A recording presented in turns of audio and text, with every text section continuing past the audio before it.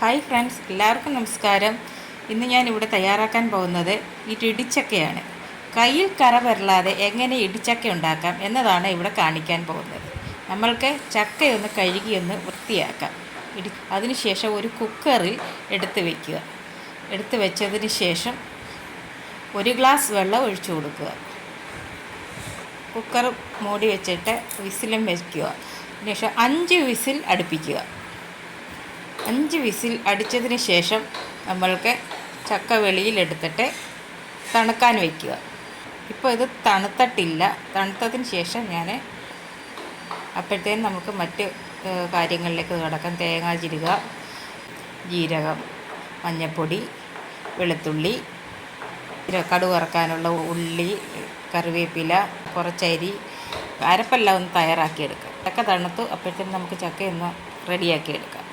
ഒരു ശകലം പോലും കറ വരുന്നില്ല.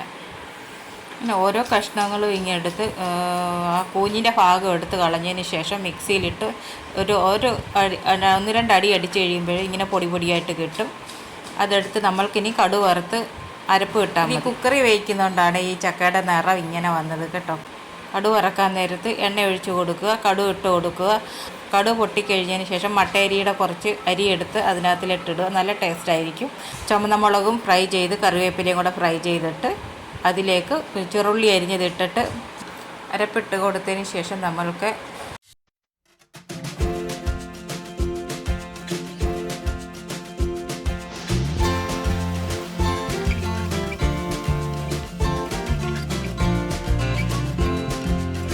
മഞ്ഞൾപ്പൊടി കൂടി ഇട്ട് കൊടുക്കുകയാണ്. മഞ്ഞൾപ്പൊടി കുറഞ്ഞു പോയായിരുന്നു. ചക്ക കൊത്തിപ്പൊടിച്ചൂടെ ഇട്ട് കൊടുക്കാം. നല്ല ടേസ്റ്റാണ് കഴിക്കാൻ.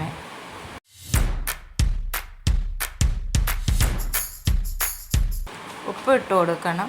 അരപ്പിനകത്ത് വെള്ളം കൂടി ഒഴിച്ച് കൊടുത്ത് നമ്മൾക്ക് ഇത് വേവിക്കാൻ വയ്ക്കാം. കൂടുതൽ വെള്ളം ഒഴിച്ച് കൊടുക്കേണ്ട ആവശ്യമില്ല. ഓൾറെഡി ഇത് വെന്തതാണ്. ഒരു 5 മിനിറ്റ് നേരം ഇങ്ങനെ ഇരിക്കേണ്ട ആവശ്യമേ ഉള്ളൂ. ഇപ്പോൾ പാകമായിട്ടുണ്ട്. നിങ്ങൾ ഇങ്ങനെയാണ് തയ്യാറാക്കുന്നതെന്ന് കമൻറ്റ് ചെയ്തേക്കണേ.